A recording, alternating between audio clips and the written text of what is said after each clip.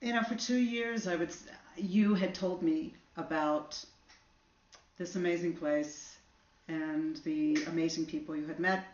I had seen them, some of them, you had videoed, I had read transcripts, but of course there is absolutely nothing like actually being here and seeing the country and meeting these people.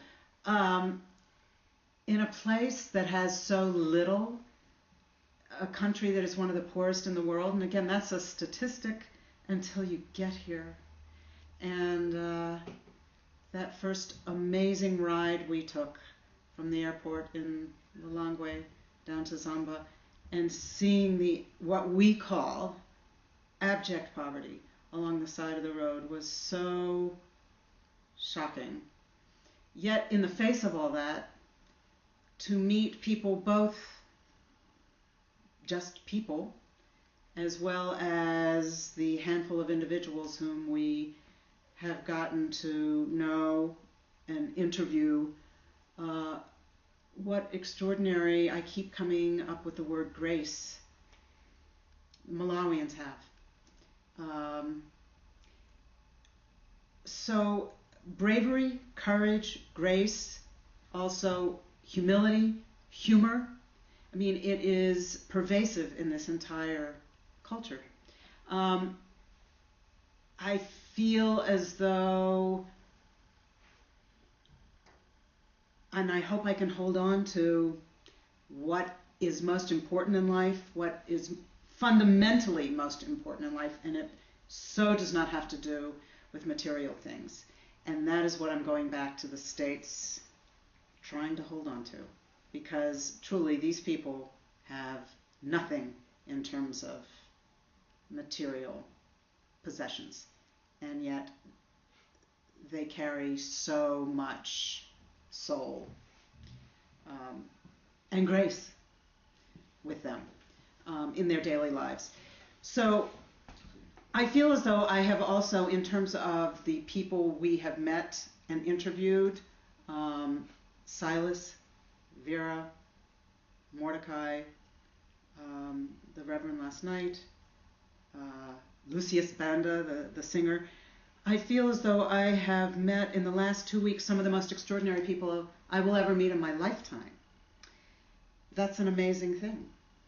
All in this one country, this one small, poor country that most of the people in the United States have never even heard of.